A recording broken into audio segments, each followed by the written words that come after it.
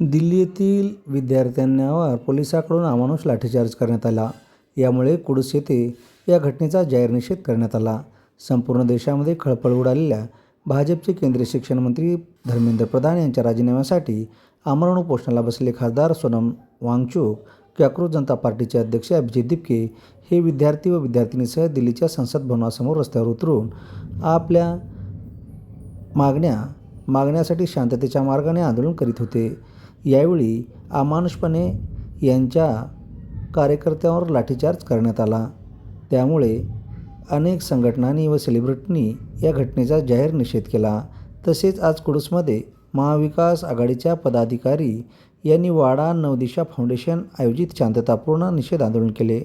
यावेळी अध्यक्ष किशोर पाटील, सचिव ॲडव्होकेट नितेश महासे, निखिल बागुल, कपिल पाटील, ॲडव्होकेट नलिन शिंदे, शिवसेना उद्धव बाळासाहेब ठाकरे पक्षाचे नेते गोविंद पाटील, शिवसैनिक परशुराम पाटील आदीसह अनेक शिवसैनिक व पदाधिकारी तसेच काँग्रेसचे कार्यकर्ते व पदाधिकारी यांची मोठ्या संख्येने उपस्थिती होती.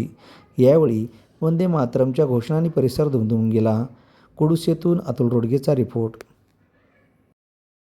नागरिक प्रश्न आहे, हे प्रश्न कधी न सुटणार आहे. कुठलाही नेता, कुठलाही पक्ष आपल्याला न्याय देण्यासाठी परिपूर्ण प्रयत्न करताना दिसत नाही. म्हणून येथील नागरिक म्हणून आज आपण रस्त्यावर उतरलो आहोत. तसेच यापुढे जे जे प्रश्न जनतेला भेडसावतील ते तरुण म्हणून देशाचे नागरिक म्हणून आपण आंदोलन करणार आहोत आणि संघर्ष करणार आहोत. या सामान्य जनतेमध्ये जागरूकता निर्माण व्हावी व देशभरातून त्या आंदोलनाला पाठिंबा द्यावा. शिक्षण मंत्री धर्मेंद्र प्रधान यांनी राजीनामा द्यावा ही पूर्ण देशभरात विद्यार्थ्यांची मागणी आहे आणि तो सातत्यपूर्ण लढा आपल्याला लढायचा आहे. त्यामुळे सर्व नागरिकांनी याच्यात सामील व्हावं, देशभरातून आंदोलनाला पाठिंबा द्यावा ही सर्व जनतेला आवाहन करतो. इन्कलाब जिंदाबाद.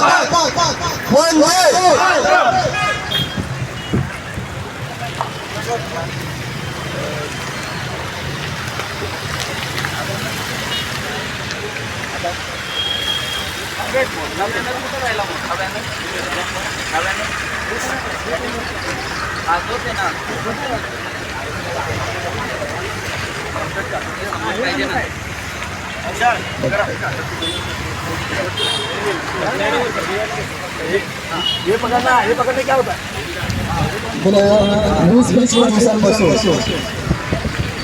जंतर मंतरवर विद्यार्थ्यांच्या माध्यमातून जे आंदोलन सुरू आहे, लोकशाही मार्गाने जे आंदोलन सुरू आहे, आजही लोकशाही मार्गाने आंदोलन सुरू आहे. हे आंदोलन शासनाच्या, सरकारच्या किंवा कोणाच्या विरोधात किंवा अजूनपर्यंत नाही. मुळात जी माहिती जनतेपर्यंत पोहोचवली गेली, सर्वसामान्य जनतेपर्यंत माहिती पोहोचवली गेली, ती चुकीच्या पद्धतीने पोहोचवली गेली. जंतर मंतरवर चालू आंदोलन एक प्रकारचं आंदोलन म्हणता येणार नाही. तर ते फक्त विद्यार्थ्यांवर होणारा जो अन्याय, म्हणजे एखाद्या विद्यार्थी मेहनत करून रात्रंदिवस अभ्यास करून चांगल्या प्रकारे मिळवतो, अभ्यास करून चांगल्या प्रकारचा मार्क्स मिळवतो.